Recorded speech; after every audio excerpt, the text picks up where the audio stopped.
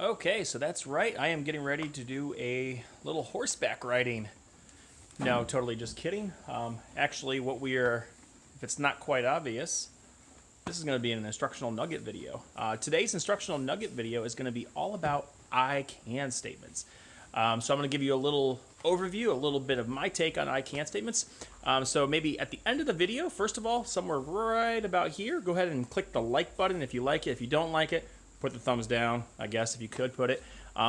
Subscribe if you want to continue getting some of these instructional nugget videos. And then very down at the bottom, way down, go ahead and leave a comment about your take on how you're using I can statements, or just any other questions, any follow-ups, maybe some future instructional nugget videos that you would like to see. So like I said, today we're really focusing on I can statements, not on the horses. I'm not sure what the connection was, whatever, so just ignore that. But I can statements and how we can use them in the classroom. So as educators, the one thing that we always do is we always plan. We are great at planning.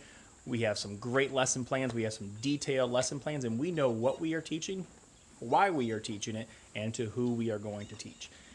So taking it a step further now, having an I can statement. And so a lot of times we do have those I can statements, but one of the things that I'm going to challenge you to do is really to reflect on those I can statements. And so there's a few things that I want you to think about why we have our I can statements. Very first thing, first of all, is to make sure that it is a standards aligned I can statement. So no matter what grade you teach, no matter what subject you're teaching, is the I can statement that I'm putting on the board for my students, is it aligned to a particular standard? Number one. Number two, is my I can statement, is it in student-friendly language? So if I teach kindergartners, do they understand it? As opposed to if I teach 8th grade or high school, do they understand? So it shouldn't be necessarily the same verbiage, but students should be clear about what it is that they are learning for that particular day, that particular subject, or that content area. Another thing, well, refer to it. Don't just have an I can statement, post it up in the classroom and don't refer to it. It really should be a reference throughout the entire class period. That really is a chance for the students to check in on their own learning. So now we put a lot of that ownership back on the students. So we take it off the teachers and the educators, and now we are empowering the students. So the students are aware now of what that I can statement is that relates back to that standard, and now throughout the lesson, they can go ahead and rate themselves on their own level of understanding. That's something that maybe we'll get into maybe in a few other videos, but that would be like level of understanding and rubrics and whatnot.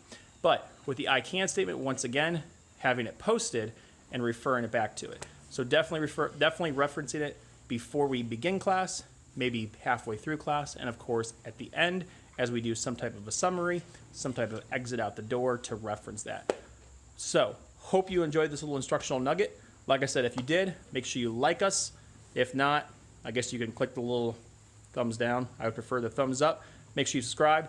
Leave a comment on how you are using I can statements in the classroom, any other questions, and anything else that you would like to see. Have a great one and enjoy your weekend. Maybe you're going to be doing a little horseback riding. Like I said, I am not. Have a good one, and let's continue reflecting on how we are using I can statements in the classroom. Have a good one.